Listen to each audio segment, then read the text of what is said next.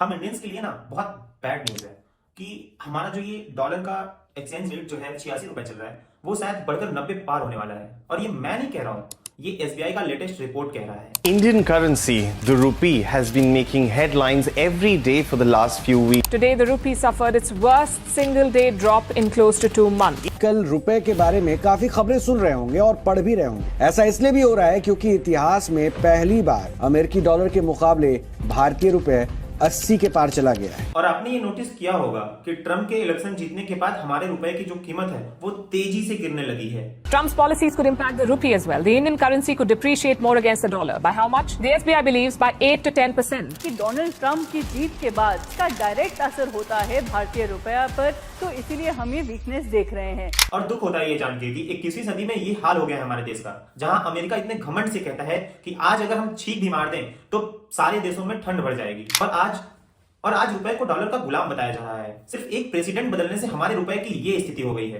तो बड़ा सवाल आखिर ये है कि क्या ये स्थिति पहले से ही थी? नहीं, हमारी स्थिति पहले ऐसे बिल्कुल भी नहीं थी। और आज से तो 2500 साल पहले ऐसा बिल्कुल भी नहीं था। हमारी हालत बिल्कुल भी ऐसे नहीं थी। 17 एडी की ये बात है, जहां पे रोमन ऑथर प्लाइनी ने अपने किताब में एक शिकायत जारी की। हमारे राज्य में भारत के बने कपड़े और मोती इतने ज्यादा पसंद आ गए हैं कि उनके चक्कर में हमारे राज्य का सारा सोना भारत के सरजमी पर चला जा रहा है। हमें लगभग 100 मिलियन डॉलर कॉइन्स हर साल भारत को देना होता है और कैसे भी करके हमें इसको रोकना पड़ेगा, नहीं तो हमारी हालत बिगड़ती जाएगी और भारत जो है एक सोने का देश बन जाएगा। और इसके करीब 1500 साल बाद एक फ्रेंच ट्रैवलर ने अपने किताब में ये लिखा है कि विश्व का सारा कीमती सोना और चांदी और सारे हीरे जवाहरात सारी दुनिया घूमकर आखिर में ये भारत के सरजमी पर आते हैं और वहां दफन हो जाते हैं। और सोचने वाली बात तो ये है कि आज 2025 में अमेरिका जितना आगे है उतना हमारा भारत 17 एडी में ही था। शायद उतना नहीं, उससे कहीं ज्यादा आगे था और कहीं ज्यादा रिच भी था। भारत को सोने की चिड़िया तो अंग्रेजों के समय में कहा गया। आखिर में भारत सोने का चिड़िया नहीं था, पूरा सोने का खदान था। और यही नहीं, 1950 में ब्रिटिश प्रोफेसर एंगुस मिडसन ने भी अपने एक रिसर्च में ये खुलकर कहा है कि सन 1700 तक यानी कि मुगलों के राज तक हमारा भारत बहुत ही ज्यादा अमीर था। यानी मुगलों के राज तक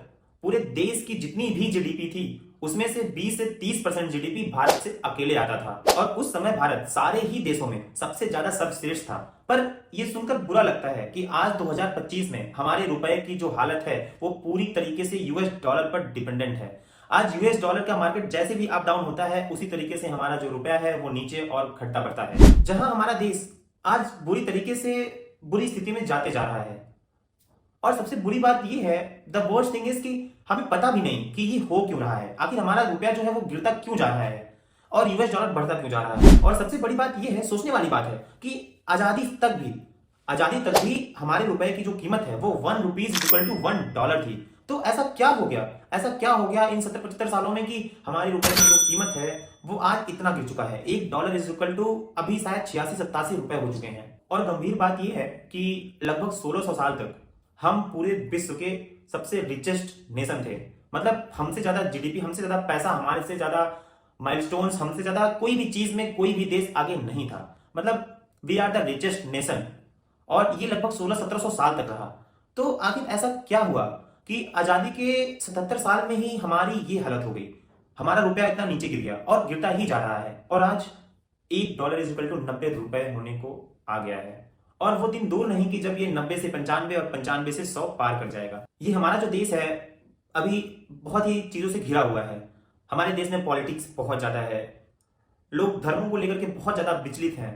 लोग अपने धर्म को बढ़ाना चाहते हैं, दूसरे के धर्म को दबाना चाहते हैं। कोई इसको मार रहा है, कोई इसको काट रहा है, पर लोग असल में समस्या को समझ ही नहीं रहे हैं।